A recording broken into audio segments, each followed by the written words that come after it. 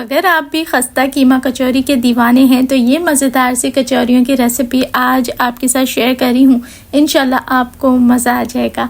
बनाना तो बहुत ही आसान है, साथ ही साथ बना के स्टोर भी कर सकते हैं। आगे आ रहा है रमज़ान का महीना। इफ्तार की टेबल पे जब ये परतदार खस्ता कीमा कचौरी रखेंगे ना तो रोज़ेदारों का भी दिल खुश हो जाएगा। बिस्मिल्लाहिर्रहमानिर्रहीम। अस्सलाम वालेकुम and welcome back to my YouTube channel. मैं हूं सिद्रा और आज हम बनाएंगे खूब सारी लेयर्स वाली मज़ेदार खस्ता कीमा कचौरी। स्टेप बाय स्टेप सारी टिप्स और टेक्निक्स आपके साथ शेयर करती जाऊंगी, तो वीडियो को मुकम्मल देखें। आइए रेसिपी शुरू करते हैं। यहाँ मैंने 1 पाव के जितना कीमा लिया है। ये चिकन का मोटा वाला कीमा है, आप इसको बीफ में भी तैयार कर सकते हैं। इसके अंदर मैंने कुछ वेजिटेबल्स शामिल कर दी हैं ताकि खुशबू के साथ साथ जायका थोड़ा सा और बढ़ जाए। चॉप की हुई शिमला मिर्च और बारीक चॉप की हुई गाजर का ही इस्तेमाल कर रही हूँ। अब एक फ्राइंग पैन या तवे के अंदर शामिल करें 2 चम्मच के जितना कुकिंग ऑयल और इसके अंदर 3 से 4 लहसुन के जमों को बारीक चॉप करके शामिल कर दें। जैसे ही लहसुन की खुशबू तेल में उतर जाए तभी हमने चिकन का कीमा और साथ ही सब्जियां इसके अंदर शामिल कर देनी है। चिकन का कीमा क्योंकि मुश्किल से 5-7 मिनट के अंदर ही गल जाता है और वेजिटेबल्स को भी हमने तकरीबन 50% ही गलाना है, बहुत ज़्यादा टाइम इसको नहीं देना। तो बस तेल में जैसे ही जाएगा अलट पलट करना शुरू कर दें। आप देखेंगे कि कीमे का रंग फ़ौरन से ही तब्दील होना शुरू हो चुका है, यानी इसके अंदर कुकिंग प्रोसेस स्टार्ट हो चुका है। बस अलट पलट के अच्छा सा मिक्स कर दें। फिर इसके अंदर शामिल करेंगे कुछ चटपटे मसाले, जिससे हमारी कीमा कचौरी बनेगी बहुत ही तीखी और मज़ेदार सी चटपटी। चलिए जी, यहाँ इसको अलट पलट करने के बाद अब इसमें जाएंगे मज़ेदार से स्पाइसेस। मैंने जो इसके अंदर स्पाइसेस शामिल करे हैं वो बहुत ही फ्लेवर देने के लिए बेसिक से स्पाइसेस हैं। 1 चम्मच भर के शामिल किया है इसमें लहसुन पाउडर, हल्की सी 1 टेबल स्पून ऐड करूँगी पिसी काली मिर्च का पाउडर, आधा चम्मच भर के दड़ा मिर्च शामिल कर दें और नमक जाएगा जायके के मुताबिक या फिर आधा चम्मच ही इसके अंदर मैं चिकन पाउडर का इस्तेमाल करूँगी ताकि कचौरियों के अंदर ज़बरदस्त सा एक फ्लेवर आ सके। अलट पलट के अच्छे से मिक्स कर दें। आप देख सकते हैं कीमा तकरीबन कुक हो चुका है और सब्जियों ने भी हल्का सा कलर चेंज कर लिया है। बस हमें लगभग इसे कुछ इतना ही पकाना है क्योंकि ये गल चुका है, बहुत ज़्यादा कुकिंग की ज़रूरत नहीं। हाँ, अगर आप इसको बीफ के कीमे में बनाएंगी तो थोड़ा सा पानी ऐड करके ढक के आपको इसको 10 से 12 मिनट ज़रूर पकाना पड़ेगा। कीमे को थोड़ा सा भून लें ताकि चिकन में से स्मेल ख़त्म हो जाए। जब ये अच्छे से कुक हो जाए तो फिर निकाल के इसको एक प्लेट में शिफ्ट कर लें। अब जब तक कि ये ठंडा हो जाता है, बिल्कुल रूम टेम्परेचर पे आ जाता है, तब तक हम कचौरियों के लिए आटा लगा के तैयार कर लेते हैं। तो जब तक हम आटा लगा के रेडी कर रहे हैं, यहाँ मैं आपको बताती चलूँ कि कचौरियों को रमज़ान के लिए फ्रीज़ किस तरीके से करना है। अगर आप चाहती हैं कि पहले से ही बना के फ्रीज़ कर दें तो आज वो टिप भी मैं आगे वीडियो में आपके साथ शेयर करूँगी, इसलिए वीडियो को आपने मुकम्मल ज़रूर देखना है। चलें जी, यहाँ मैंने इस्तेमाल किया है 2 कप के जितना मैदा, आधा चम्मच उसमें टेस्ट के लिए शामिल किया है नमक ताकि फीका ना रहे।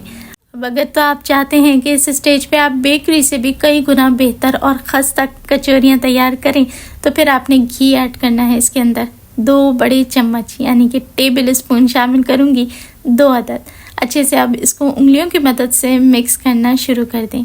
इस स्टेज पे मिक्सिंग हमने कुछ इस तरीके से करनी है कि घी को हमने पूरे मैदे के अंदर अच्छे तरीके से मिक्स कर देना है। घी इतना बेहतरीन मिक्स होना चाहिए कि मैदे के कोने कोने तक अच्छे से घी पड़ जाना चाहिए। और जब आप इस तरीके से उसे मुट्ठ बनाएं ना तो ये देखें, अगर तो ये इस तरीके से फॉर्म हो रही है इसका मतलब है कि बिल्कुल परफेक्ट है। चलें जी, अब बारी आती है इसके अंदर थोड़ा थोड़ा पानी शामिल करने की और पानी शामिल करके आटा गूंदने की। तो बस इसका आटा आपने बहुत ज़्यादा ढीला नहीं रखना, थोड़ा टाइट ही रखना है। पानी ज़रूरत के मुताबिक शामिल करते जाएं और एक मीडियम कंसिस्टेंसी का आटा गूंद के तैयार कर लें। तो जब तक वीडियो चल रही है, यहाँ आप देखने वाले सभी दोस्तों से रिक्वेस्ट करूँगी कि वीडियो अच्छी लग रही है तो वीडियो को प्लीज़ एक लाइक ज़रूर दें, और अगर तो आप पहली दफ़ा चैनल पे आए हैं तो रेसिपीज़ बाय सिद्रा वकार को ज़रूर सब्सक्राइब कर लें। यहाँ आपको मिलती हैं डेली बहुत ही मज़ेदार सी रेसिपीज़ रोज़ाना, वो भी बिल्कुल फ्री में। तो चैनल को सब्सक्राइब ज़रूर करें और साथ ही बेल आइकन के बटन को भी प्रेस कर लीजिए। जज़ाकल्लाह। चलें जी, यहाँ देखें आटा बिल्कुल गूंद के बिल्कुल रेडी हो चुका है और कंसिस्टेंसी में आपको दिखा दूँ कि कितनी है। ये बिल्कुल मीडियम सा डो है। अब आपने चाहें तो डो को 10 से 12 मिनट रेस्ट दे सकते हैं। मेरे पास थोड़ा सा टाइम शॉर्ट था तो मैंने इसको रेस्ट नहीं दिया, डायरेक्ट ही कचौरियाँ बनाना शुरू कर दी। तो अब काउंटर पे रख के इसको जिस तरीके से हाथों की मदद से रोल करके थोड़ा सा लंबा इस तरह का एक रोल तैयार करें। अब इसमें से एक बराबर साइज़ की कचौरियाँ काट के आपने रेडी कर लेनी है, जिसके हम आगे पेड़े बनाएंगे। तो 2 कप मैदे से यहाँ 10 कचौरियाँ बन के तैयार हुई थी और इतने ही आपने छोटे छोटे हर हिस्से के पेड़े बना के तैयार करने हैं।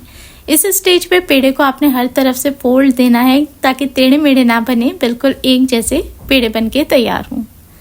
तो यहाँ देखें हमारे सारे पेड़े बन के रेडी हो चुके हैं। चलें अब कचौरियाँ बनाने का प्रोसेस शुरू करते हैं, यानी अभी हम वो प्रोसेस स्टार्ट कर रहे हैं जिससे हमारी कचौरियों के अंदर आ जाएगी खूब सारी सी लेयर्स, परत, यानी असली अरेबिक कचौरी का जो स्टाइल होता है, आज वही कचौरियाँ आप घर में बनाना सीख लेंगे। तो ये देखें मैंने एक पेड़े को गूंद लिया है, बेल लिया है सॉरी, और इतना बेलना है आपने कि ये देखें थिकनेस होनी चाहिए इतनी बारीक, और जैसे मर्जी आपने इसको बेल लेना है, कोई ख़ास ज़रूरी नहीं कि गोल शेप हो।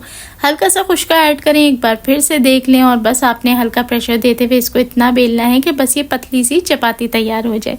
बहुत लंबा या बहुत बड़ा करने के चक्कर में आपने नहीं पड़ना, बस इसी तरीके से सारी गूंद लें। अब ये देखें यहाँ पर एक चपाती आपने रखनी है और यहाँ आपने घी का इस्तेमाल करना है। ब्रश की मदद से बहुत अच्छे तरीके से खुले दिल के साथ आपने पूरी चपाती के ऊपर घी अप्लाई कर देना है। इस स्टेज पे आपने कुकिंग ऑयल का इस्तेमाल नहीं करना, अगर तो आप घी ही लगाएंगे तो बहुत खस्ता कचौरियाँ बन के तैयार होती हैं जो मुंह में जाते ही घुल जाती हैं। चलें जी, अच्छे तरीके से हमने घी से कवर किया, खुश्क का डस्ट लाजमी करना है और उसके ऊपर दूसरी चपाती रख देनी है।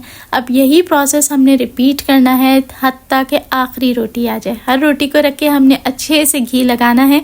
जितना बेहतरीन तरीके से हम घी लगाएंगे कोनों कोनों तक, उतनी ही खस्ता हमारी कचौरियाँ बन के तैयार होंगी। उसके बाद आपने मैदा ज़रूर डस्ट करना है और दूसरी रोटी रखते जाना है। बस कुछ इसी तरीके से एक के ऊपर एक करके हम रखते जाएंगे और यही हमारी परत बन के तैयार होती जाएंगी। अब यहाँ देखें आखिरी चपाती जब आपने रखनी है उसके बाद आपने कुछ भी नहीं लगाना, हाथों से इसको थोड़ा प्रेस करें। अब खुश्का लगा लें ताकि ये चिपके ना। देखा आपने कितनी सारी लेयर्स तैयार हैं। अब बेलन की मदद से हल्के हाथों से हल्का प्रेशर देते हुए आपने इसको बेलना है और एक बड़ी चपाती बना के तैयार करना है। अब बहुत बड़ी चपाती आपने नहीं बनानी, जितना आप आसानी से कर सकें, जिसमें ये फटे नहीं, जिसमें ये टूटे नहीं। अब देखें ये सारी हमारी लेयर्स बनेंगी। अब आपने एक टाइट सा रोल कर देना है इसको। ये बहुत ही शॉर्टकट तरीका है। मैं हर रोटी को अलग अलग बेल के, काट के, मुख्तलिफ एंगल से चिपका के नहीं बना रही। सीधा सा तरीका है, चपातियों को एक के ऊपर एक रख के टाइट सा रोल कर दें।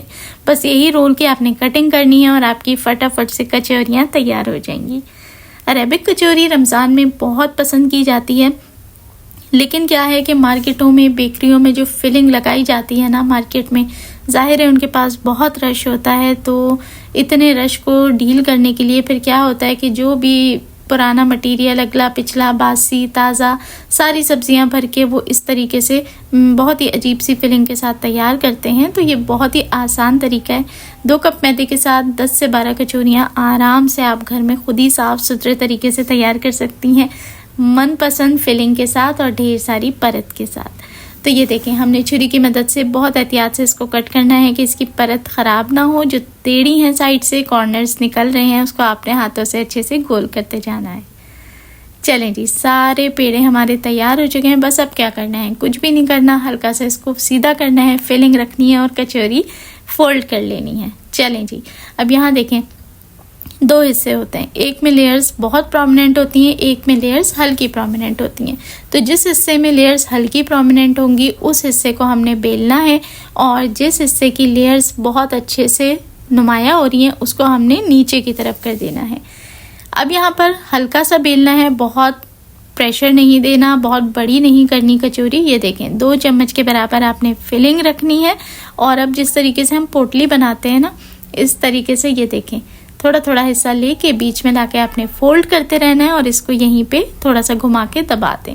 ये देखें जी, नीचे वाले हिस्से पे हमने बहुत ज़्यादा लेयर्स वाली साइड रखी थी ना, तो फोल्ड करने के बाद देखें वो सारी लेयर्स हमारी कचौरी में ऊपर नुमाया है। अब यहाँ देखें हमारी माशाल्लाह कचौरियाँ बन के तैयार थी। इसी स्टेज पे अगर आप इनको फ्रीज़ करना चाहते हैं रमज़ान के लिए, इफ्तार के लिए, एयर टाइट कंटेनर ले लीजिए, उसके अंदर रखें, आराम से फ्रीज़र में फ्रीज़ कर दें। ये चलती हैं आराम से 15, 16, 17 दिन के लिए, कहीं नहीं जाती। उसके बाद मैं कहूँगी कि चलने को तो चल जाती हैं, लेकिन अगर फ्रेश ही यूज़ की जाए तो फिर ज़्यादा बेहतर रहता है।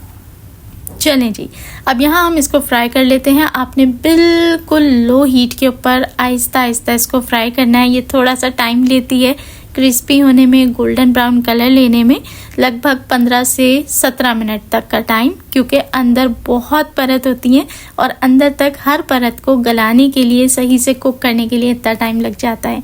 टेम्परेचर आपने हाई नहीं करना, बिल्कुल लोवेस्ट टेम्परेचर पे थ्रू आउट इसकी कुकिंग होती है।